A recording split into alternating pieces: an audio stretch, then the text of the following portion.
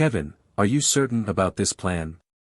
Reshta asked, tightening the weighted armor around the human. The old leather groaned as she secured it.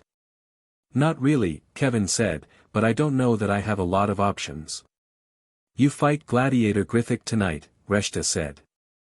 He is one of the most dangerous fighters in the pit. I know, Kevin said. I saw him fight 2 weeks ago. Pulled the head clean off of a Lurlian.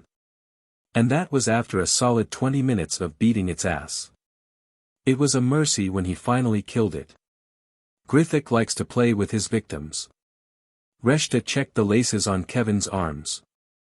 Grithak was censured by the commissioner a little over a year ago, so he may be on good behavior. Censured? What for? I thought the pit was a no-holds-barred, fight-to-the-death arena, Kevin said. That's how the old guys explained it to me when the promoters snatched me up. Reshta busied herself checking Kevin's armored costume as she spoke. It is, usually. But even among the brutal and depraved, there are limits. Such as eating your opponents. Grithak would kill everyone who was sent against him, then would dine on their carcasses. The commission sent in troops with stun batons, but they only had a 30% survival rate, so that didn't last long. Eventually, the commission had to formally censure him.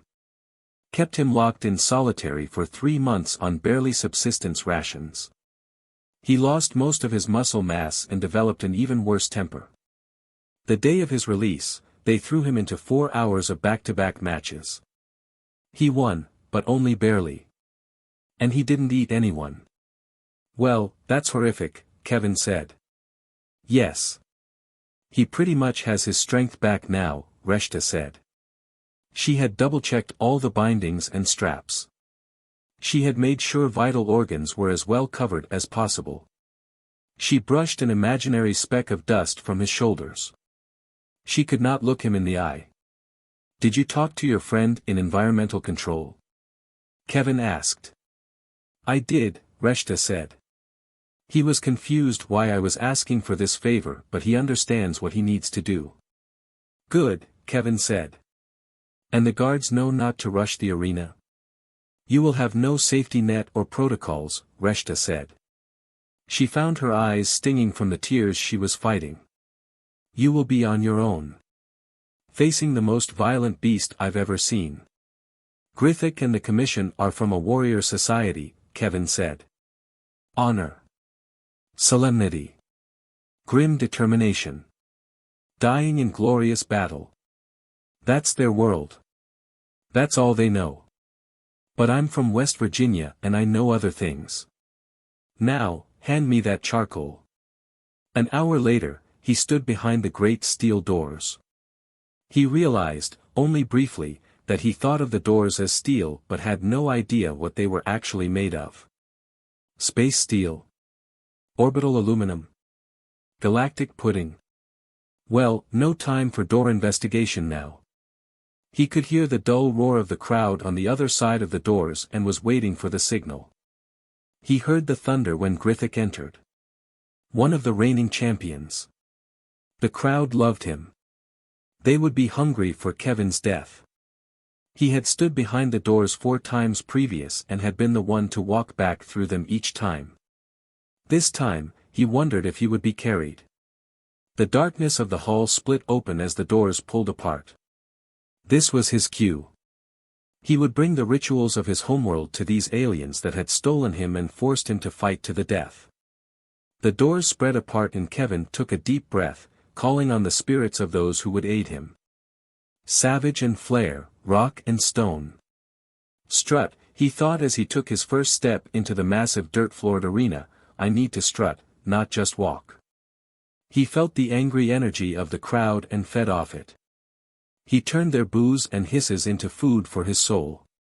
He smiled as they jeered at him and called for his head in 1,000 alien tongues. He could only see portions of the arena as a dozen plinths and columns of varying heights and designs dotted the field. Some were smooth and unbroken while others were cracked and deformed. Heights ranged from only a meter or 2 up to several meters. The lights in the arena spun crazily, some stuttering on and off, others pointing in random directions. Reshta's friend in environmental controls had come through. The colors on a few of the beams changed as they moved. Kevin caught a small black rod, the microphone, supposedly, from an unnamed worked near the giant doors. He felt more than heard the doors roll shut. He threw his arms out to his side and basked in the hatred of the audience. "Ho!" Kevin shouted into the microphone. The shrill screech rebounding off the far walls. "I have never seen a more disgusting group of in my life. And that's a damn fact." His costume was a riot of clashing and conflicting colors, an assault on the entire electromagnetic spectrum and possibly a minor war crime in the more civilized societies. His face had a long jagged lightning bolt drawn in black, reaching from his hairline to his throat, covering the better part of the left-hand side of his face. He marched into the center of the arena. Grithak stood there, barely contained rage in his eyes, massive muscled legs and arms like pistons threatening to break the skin that held them. Kevin wondered if Grithak was even sapient. "This place smells like the ass end of nowhere, and from the looks of you people, that's exactly where you'd feel most at home." "Eh ha ha ha." Kevin hammed it up. He found this was starting to feel more natural and that he was finding his groove. "But I'd like to ask my esteemed opponent, Randy, just what the hell he thinks he's gonna do in here tonight?" Kevin asked. He looked to the monster-out opponent who glared at him with clear and unbridled hate. Grithak said, "I shall dv-. It doesn't matter what you think." Kevin bellowed into the microphone, his voice making their speakers squeal. "I am the most electrifying gladiator in this arena of all time." Grithak began rocking back and forth on the balls of his feet, his claws digging into the soft dirt. Kevin kept an eye on him as he spoke. It wouldn't be long until the beast was loose. They would normally await the commissioner's leave to begin, but Kevin wanted something different. "Holy shit," Kevin said as he spun to take in the audience in the stands. "If this no-account boring lazy jabroni is the best you space have to offer, I'm surprised you haven't given up fighting for something more entertaining and honorable like watching old people die slowly." The boos were shaking dust from the columns. Grithak was near to his breaking point, if Kevin was any judge. One more should do it. "Hell, the only thing scary about this little bitch Dash," Kevin said, hooking a thumb towards Grithak, "is that he's kinda got those pedophile eyes. I'm a little worried he thinks I'm in high school and might try to run up my ass." He heard the roar behind him before the audience could even react. Without hesitating, Kevin dropped to his left and rolled as Grithak passed less than a handbreadth overhead. Grithak overshot and came to a dragging halt several steps away. Kevin shot to his feet and flipped Grithak the bird. There's no way he knows what this means, Kevin thought, but he should get the general idea. Grithak howled and launched himself at Kevin. Damn, he's fast, Kevin thought. He slipped aside, behind a large column, just ahead of being caught by his opponent. Having a split second in which to decide, Kevin grabbed the microphone in his teeth and pulled himself up the column. He felt lucky that he'd picked one that had some kind of handholds. Grithak screamed as he rounded the corner only to find Kevin missing. He sat back on his haunches and snarled at his prey as it climbed out of reach. Grithak jumped up and made a swipe at Kevin's trailing foot, catching nothing but air. Knowing the layout of the arena better than his own room, Grithak darted to the right and leapt atop a small plinth. Scrambling to keep his footing on the solid and unbroken surface, Grithak watched as Kevin crested the larger column. Kevin could see the hate and shame growing on Grithak's face. Kevin realized, at that moment, that he could not stay up there forever. He would eventually need to come down and face the beast. Grithak looked to his left and right. Seeing a column only slightly higher than his own, Grithak chanced a jump. He launched with all the force his powerful legs could muster and soared through the choked arena air for a long moment. Grithak's chest hit the top of the plinth, the jump had been too long. Kevin watched Grithak claw for purchase.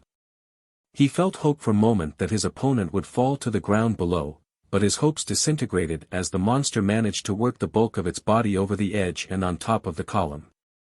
There was a period of sorting himself out by Grithak once he was safely atop the plinth. Kevin saw at the same time Grithak did. The first jump, the one Grithak had just negotiated, was the hardest. There was a path of no more than 3 more jumps that would bring Grithak to the top of Kevin's column. Kevin thought of climbing down, but then what? On the ground, Grithak was 10 times faster than Kevin would ever be. Kevin would tire first, most likely, and fall to Grithak's claws. Grithak wasted no time and spared not a moment for hesitation. He jumped from column to column in no time at all. As he prepared for the final leap, Kevin could see a cold hunger overtake the burning hatred. This was worse. This was staring death itself in the face. Kevin noticed that Grithak's claws were a detriment on the columns. They were too slick and solid for the claws to dig in and get purchase. Kevin turned the tables.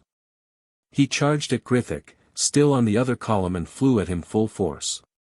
Kevin hit Grithak broadside and they spun for a moment before the column beneath them disappeared and Kevin felt his feet on nothing but air. Grithak had been too stunned to react. Shock of seeing his prey turn on him and charge had taken away his faculties. As he felt his feet swing free, his body reacted without thinking, twisting and turning in midair. Kevin felt bones and muscles and sinew beneath Grithak's skin as they fell. But he also felt a small squishy spot. He imagined it was a solar plexus but realized he had no idea if that concept even applied to a beast such as Grithak. In the twisting and spinning through the air as they fell, Kevin found himself on top as the ground rushed up to meet them. He dug his elbow into the imagined solar plexus and forced all his body weight onto it. Several hours later, Kevin awoke with Reshta standing over him, mopping his brow with a cool damp cloth. Many parts of his body screamed in agony and he dared not move. What happened? Kevin managed to get out. You won, Reshta said. How? When you landed on Grithak, your elbow was forced into his organs, Reshta said. It ruptured several vital organs. Grithak bled to death on the arena floor. Mostly internal bleeding. How do you feel? Just, awful, Kevin said. Everything hurts. How did you come to that strategy? Reshta asked.